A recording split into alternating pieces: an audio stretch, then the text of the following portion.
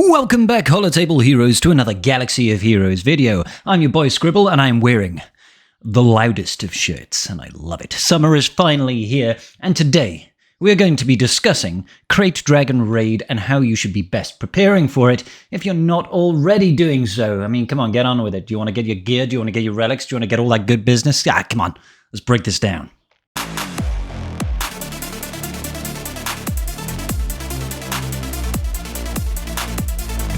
So give it up. My dead body. Alrighty, ladies and gentlemen, we are discussing the Krayt Dragon Raid, and look at these DeBoss material packs. I will not go to the store. No siree, not today. So I'm not the biggest player in the game. I've got about 9 million GP. I'm not hitting tremendously massive scores within the Krayt Dragon Raid, but I do relatively well, and I certainly do enough to encourage my guild and help my guild hit that 130 million box in the guild rewards. Okay, so if we take a look over here, the 130 box is where things start to get really, really blooming good. These Mark III guild reward tokens is what helps you get that sort of high relic signal data gear. So we're talking about our impulse detectors, our electrum conductors, our Zimbriddles, girder keypads if you want them, all that sort of business. Aero magnifiers, they are all purchased almost exclusively with this Mark III raid tokens. So getting to that 130 box is super, super important. Now, how you go about getting there is entirely up to you, but I want to talk today just a little bit about some of the best teams that we can be using. So I currently have one battle left. We're allowed to submit 5 attempts in total, record 5 scores in total. So really trying to make the most out of the teams that you have is kind of pivotal. What I'm going for really is 1 or 2 big hitters, and then I'll just go in with a couple of cleanup teams and do a couple of victories with stuff that can just get that low end, maybe max out that 300,000, and you don't even need to have a lot of gear invested. So what's the first team that we recommend? Well, it's quite obvious really. It's going to be the Hut Cartel, guys. Okay? Hut Cartel, super, super good team. They are relatively hassle-free. They are incredibly valuable when it comes to the Rise of the Empire TB. They have massive amounts of viability when it comes to GAC, Territory War, all that sort of good juicy jazz. They are simply amazing. And you can actually get really high scores with the pivotal Hut Cartel team without having a full squad available to you. You can do it at any layer, because, you know, we can go in at Relic 8, Relic 7, Relic 5, Relic 3. You can do it at any tier, depending on the level of investment. I have decided to push for Relic 8s, and yes, I do have that Bauschlayer Omicron. I am an advocate for this Omicron. I used to think it was worthless when we first saw it, but after the CG came back to us and were giving us a discount, essentially, on applying this Omicron, public service announcement, that is no longer available, okay? With the recent reward changes that they made in the Krayt Dragon Raid, you will no longer gain 10 Omicrons back for applying your Omi on Bausch. I do believe it was worth it at the halfway point. It is up to you whether you think it is worth 20 full Omicrons to save yourself potentially from putting up higher relic levels on the rest of your team. So I always go in Hut Cartel with a 4-man team. So the real benefit of the Hut Cartel, guys, is that with the Bauschlayer Omicron in particular, is that you can go in underman, right? You can go in with Jabba the Hutt, you can take in Kassantan and Bausch and Boba Fett, and that is all you need. You can actually do it with a 3-man, but in my opinion, it takes a lot of good modding, a lot of good RNG, and I'm just not here for that level of frustration. More importantly, saving Kassantan, or even not having to take him to Relic 8, just isn't that valuable to me. He's a tank, he is a good tank, he is okay to have a Relic 8. It's not even a waste to take Kassantan up to Relic 9. And he doesn't really add much value to any other team that you're taking in to face off against the Krayt Dragon Raid. So in my opinion, a 4-man team with the Bauschlayer Omicron is where it's at. You can go in and you can ramp up 2.7 million damage, doesn't need particularly good modding, doesn't need particularly good strategy. You just go in, you can try and chain ults, get 2 ults off, you'll easily hit it. You can get really big executes off with Boba Fett, and the damage will be there. More importantly, this whole team is a good team to have at high relics anyway. Most people will have the relic investment just for Jabba the Hutt as a GL. They really benefit from massive investments into those relic levels anyway.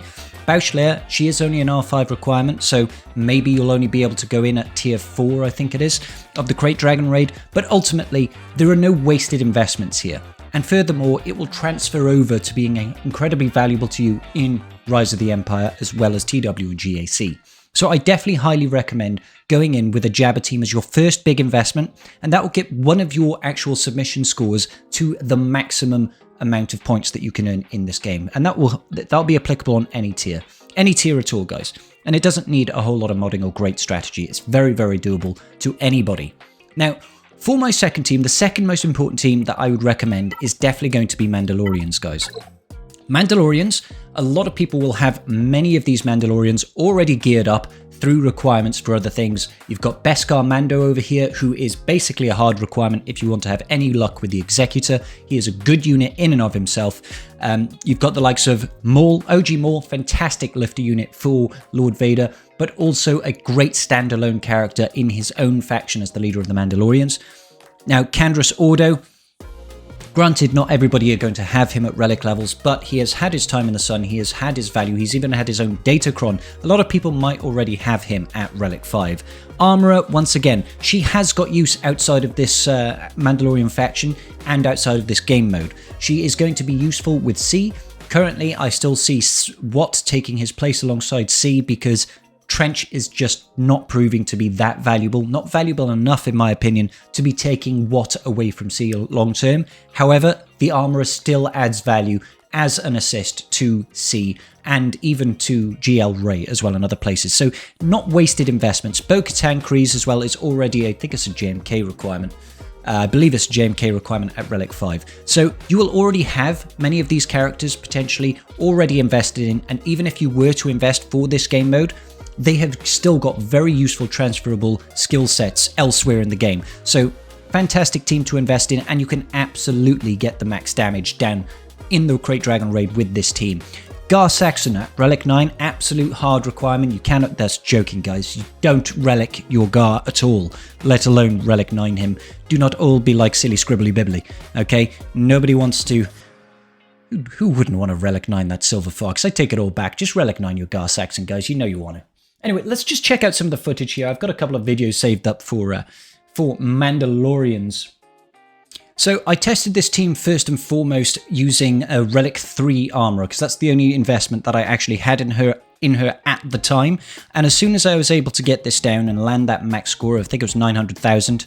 Oh, sorry, this one's a max score of 300,000. I obviously back out of this one and go back into the proper level. So yeah, as soon as I was able to max out this score of 900,000, all I needed to do was take Bo-Katan up to, sorry, not Bo-Katan, Armourer up to Relic 5, and I was able to hit more or less that 1.2 million. Requires a little bit more nuance. I actually believe that at R7, going in at tier 5, I want to say it is, with the Krayt Dragon raid, it's actually easier to hit that 1.8 than it is to hit the 1.2, simply because the modifier in the Krayt Dragon raid changes, and you're able to get more damage.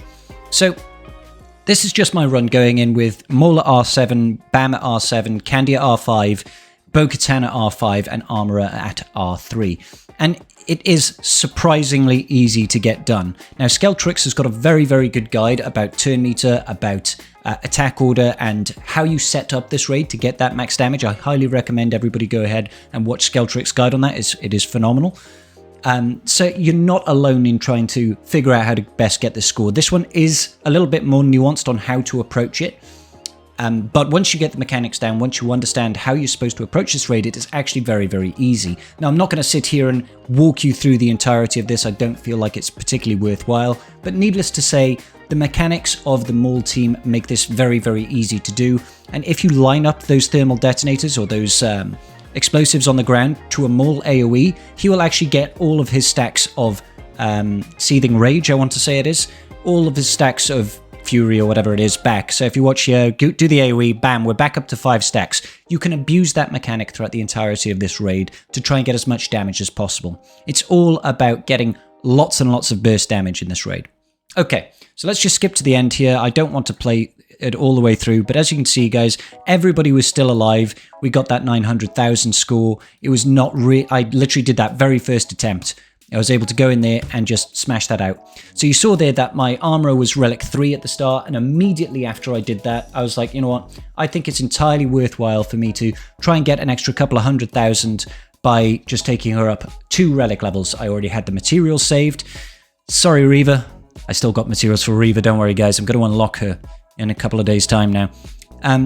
As soon as I saw how useful and how easy it was, I immediately went in, relicked her up, and started... I obviously did the wrong turn order there.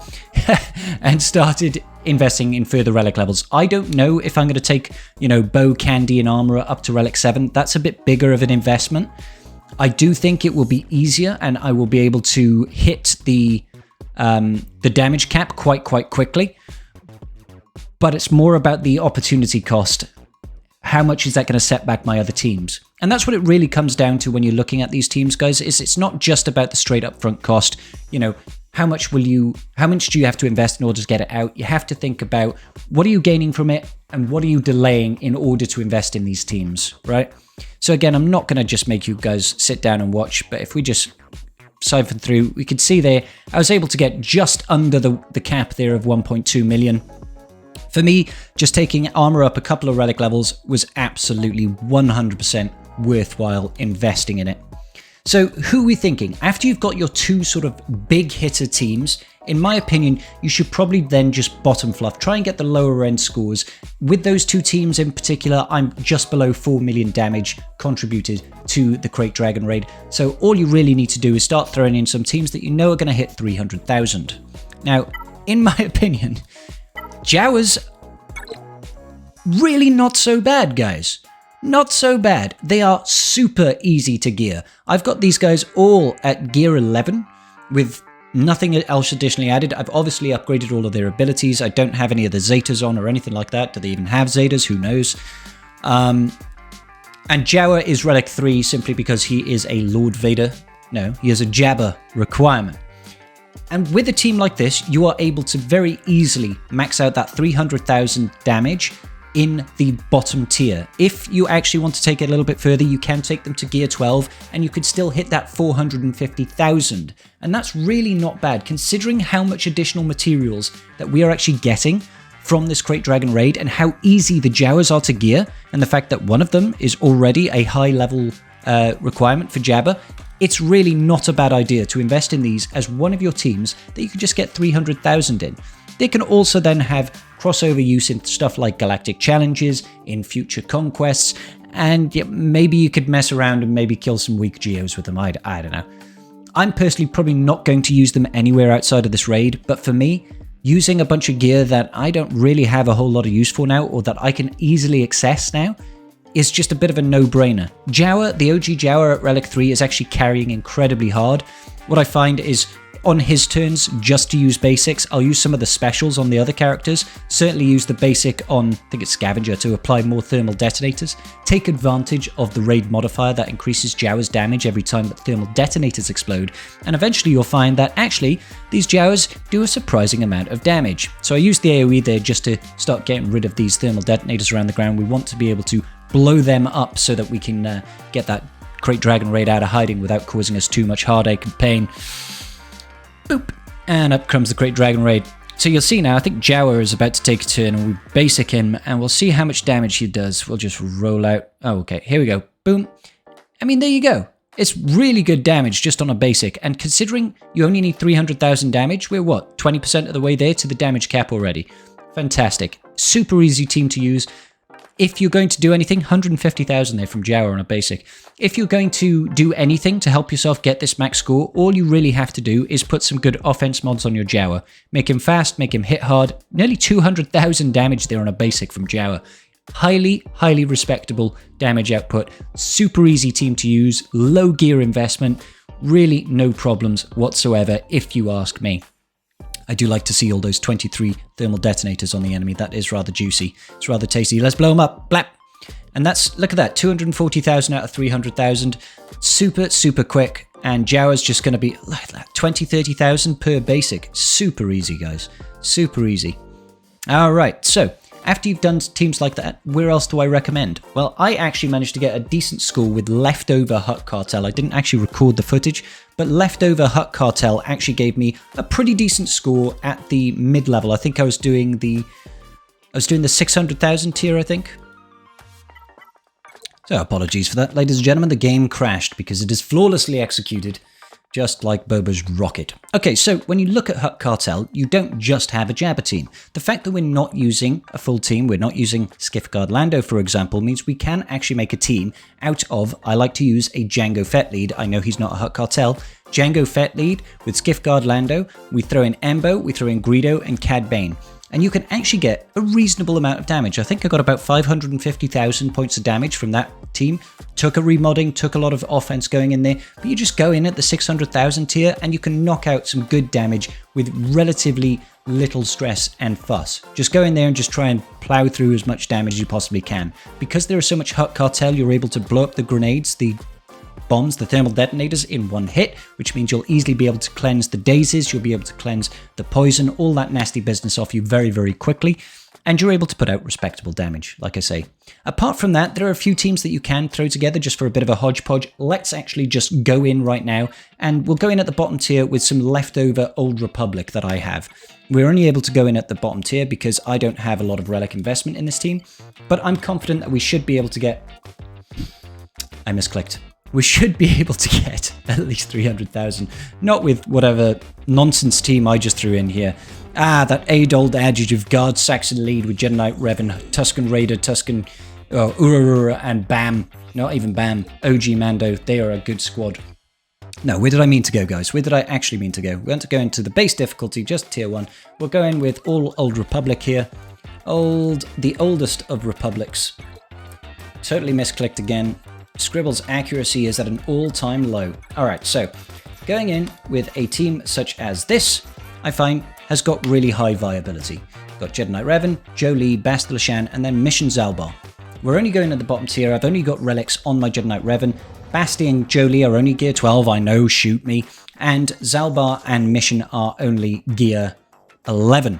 And I don't feel like you even need a lot of nuance. I'm just going to direct focus out the gate, get some damage in, pass over the buffs over to Jedi Knight Revan, throw some damage in. Yeah, let's just basic to call in, or not call in at all. I'll push the strategic advantage over onto Basti. We'll call in Revan because he's got all the buffs in the world. Lovely jubbly. Let's see if we can get an AoE armor shred. Beautiful. Armor shred and grenades. It's my birthday. Alrighty. So he's put out some nasty stuff. Let's go ahead and cleanse all that business. That is the nice thing about Revan. He can just immediately cleanse all of the poison, all of the daze, all of that nasty business. Aha! Damage over time on the enemy. We've already hit 100,000 in our point contribution. So it already shows this is an easy way of gaining damage. Easy damage. They ate my Zalbar. How dare you? And now we're just going to absolutely throw harpoons at them so that he spits out Zalbar, and then just back on the basic train. Once again, throw it on out. Well, we'll just basic again. Let's pass this around. Whoop. Call in Jedi Knight Revan. He's going to throw up on us. Beautiful. And then he's going to hide underground. Super duper. Boom. Ah. And boom. Welcome back to the land of the living. Let's go ahead and direct focus once again. Calling them in. Nearly got that 200,000 back up. 222,000. Already flying. Absolutely flying. Yeah, let's go ahead and place some of those bombs out. Boop. 274. You see, it's like, obviously the weaker characters are just going to die, but it's really not an issue. It's not an issue at all. Quick and easy way, pretty mindless way of just getting that damage in. 300,000. You don't even really have to think about it. I did no special modding, I did no special approach, I just threw stuff. I almost believe you'd be able to do that on auto. I'm just a little bit concerned that they might try and harpoon at an inopportune moment and will lose your tank immediately when you don't have to. So even with all that, even with, you know, that level of investment into it, I was able to breach probably about 5 million damage. Where am I on the personal track? Just under 5 million. I'm okay with that. When you think about it across the guild, to really hit that 130 box, divide that by 50 players, you only need 2.6. Only need 2.6 million. It's an easy, very achievable thing to hit across the guild. Obviously 2.6 is a little bit on the higher end. You'd be able to get that done with Jabba and Maul Mandos. Jabba if you've got the Relic 8 team, if not, just those two at the tier 6 would still be able to get it done. you know? So I'm not going to overinvest. I think that's the final point that I want to make to you guys, is I don't personally think I'm going to overinvest in Krayt Dragon rewards just yet. Until I'm aware that my entire guild is pushing for the same thing, we're able to hit the next tier of rewards, that's 265 million crate. I'm not going to overinvest in my teams. I'm just going to sit around where I am right now, maybe push it a little bit further into one team at a time. I do feel like the benefit is really found by getting up to those high tier levels, those relic 8s, than it is going ahead and trying to bottom fluff entirely. You need to have one team at least that's going to do a big chunk of damage. Certainly now that, you know, you no longer can take advantage of BAM's TM gains, you can no longer take advantage of your roster resetting or the ability to submit more than 5 scores.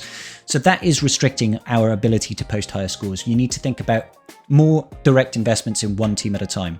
Personally, for me, it'll be Hut Cartel and Old Republic. I think those, Old Republic? Mandalorian. I believe those are the 2 best teams to invest in. I know for a fact that Tuscans at Relic 8 can post max scores. The only reason I'm not recommending that is simply because the transferable ability to other game modes isn't as great, and it would require a lot more upfront investment than, say, Mauls, because Mandalorian characters, a lot of people are already going to have invested. If you don't, and you want to invest in a new shiny and you want new Tuscans, because they are good in a PvP environment as well, if you want to do that, then don't let me stop you. It is still going to be a worthwhile investment as far as Krayt is concerned. It's just I'm not going to make that recommendation to you. All right. I want you guys to let me know now, though. Take to the comment section down below. What teams do you use in the Krayt Dragon raid? What teams do you recommend? And how much damage are you posting? Let me know, guys. Let me know. Anyway, I just want to say real quick, right at the end of this video, hey, we just hit 7,000 subscribers, baby. Thank you so much, YouTube. Really appreciate all the support from the wonderful tribe. Make sure you all come find me on Twitch as well. Links are all down in the description down below. Peace out. Big love. May the Force be with you.